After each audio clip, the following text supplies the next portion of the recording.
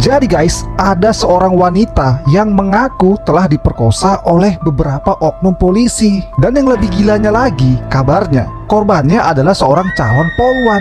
Kenapa ini bisa terjadi dan bagaimana awal mula ceritanya? Apakah ini atas dasar suka sama suka atau memang ada motif lain? Sebelum kita bahas lebih lanjut, ada hal yang sangat penting yang harus kalian lakukan. Apa itu? Tentu saja tekan tombol subscribe.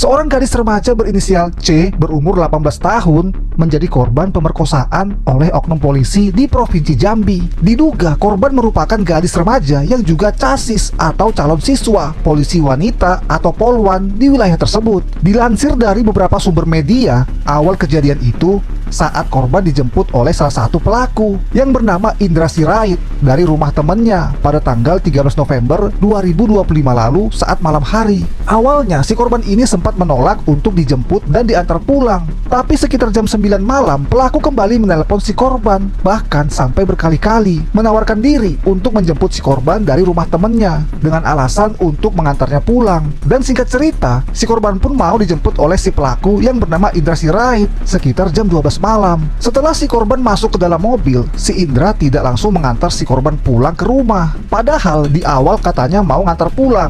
Si Indra ini malah membawa si korban ke salah satu kos-kosan. Nah, di kos-kosan itu ternyata sudah ada beberapa orang, yaitu Samson dan Sianturi. Sianturi ini marga ya guys, bukan nama. Disitulah awal mula adegan ruda paksa itu terjadi. Dan dari keterangan korban, dia diperkosa pertama kali oleh 3 orang pelaku, yaitu Indra Sirait, Tian Sianturi, dan Samson Simanjuntak. Yang mana Samson Simanjuntak ini adalah seorang oknum polisi guys. Bayangin, instansi yang visi dan misinya untuk melindungi dan mengayomi masyarakat, tapi malah berbuat perbuatan yang bejat dan kurang ajar. Setelah memperkosa di TKP pertama, si Samson yang merupakan oknum polisi ini kemudian membawa si korban ke lokasi TKP kedua, yang juga sebuah kos-kosan. Namun di sini si Samson ini tidak sendirian, dia dibantu oleh 3 orang temannya yang kabarnya juga merupakan oknum polisi juga. Dan di TKP kedua ini terjadi lagi lah pemerkosaan itu yang dilakukan oleh temannya Samson, yaitu Nabil yang merupakan oknum anggota Polri.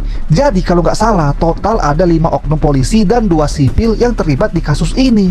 Setelah mengalami pemerkosaan itu, si korban ini pun mengalami perubahan sifat dan ibunya pun merasakan ada yang aneh dengan sifat si anak. Setelah dilakukan pendekatan, akhirnya si korban pun mulai berani bicara ke si ibu. Terungkaplah perbuatan bejat yang dilakukan oleh beberapa oknum polisi itu, dan si ibu pun kemudian melaporkan kejadian yang dialami anaknya ke kantor polisi. Namun menurut info yang beredar, 2 oknum polisi yang melakukan pemerkosaan itu sudah dipecat dengan tidak hormat. Namun 3 oknum polisi lagi hanya dihukum kode etik, yaitu harus meminta maaf dan mengikuti pembinaan rohani sekaligus ditempatkan di tempat khusus selama 21 hari. Tentunya ibu korban tidak terima. Ya mungkin si ibu korban ini maunya pelaku oknum-oknum polisi ini ya dipecat semua atau dipenjara 30 tahun. Mungkin kayak gitulah ya. Dan karena merasa tidak adanya keadilan atas kasus pemerkosaan ini, pengacara terkenal Hotman Paris pun sampai ikut mengawal kasus yang viral ini. Kini keluarga hanya berharap pada ketegasan Kapolri untuk memberikan hukuman yang setimpal bagi para oknum tersebut. Mereka tidak ingin keadilan hanya menjadi sekedar janji manis bagi masyarakat kecil. Miris ya guys.